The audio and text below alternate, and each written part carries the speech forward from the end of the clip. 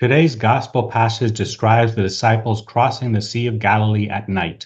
As they cross the sea, a terrifying storm descends upon them, threatening to capsize their boat. If their boat sinks, they will drown. Understandably, the disciples are terrified at the prospect of drowning at sea. Meanwhile, Jesus has been inside the boat sleeping on a cushion. The disciples wake Jesus by saying, "Teacher, do you not care that we are perishing?" Upon waking, Jesus commands the wind and the sea to be quiet and to be still.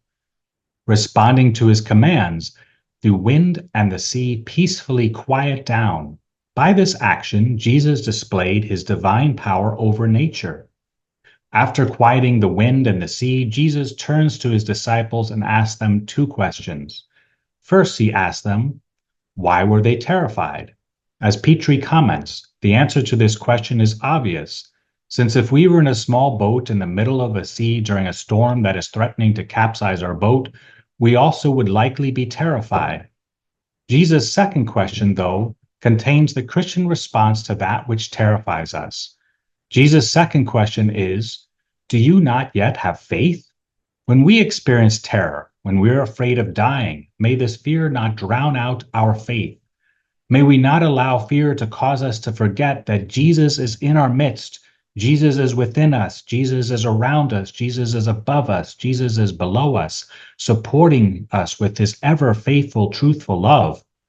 A prayer of St. Patrick well teaches the calming presence of Jesus who is with us.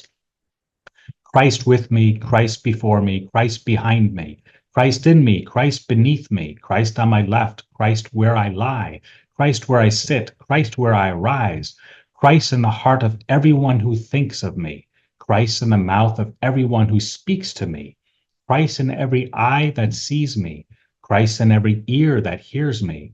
Salvation is of the Lord, salvation is of Christ. May your salvation, Lord, be ever with us.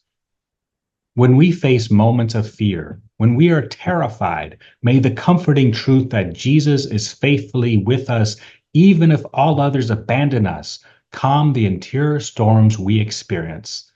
Jesus, we trust in you. May Jesus bless you all with his healing, calming presence.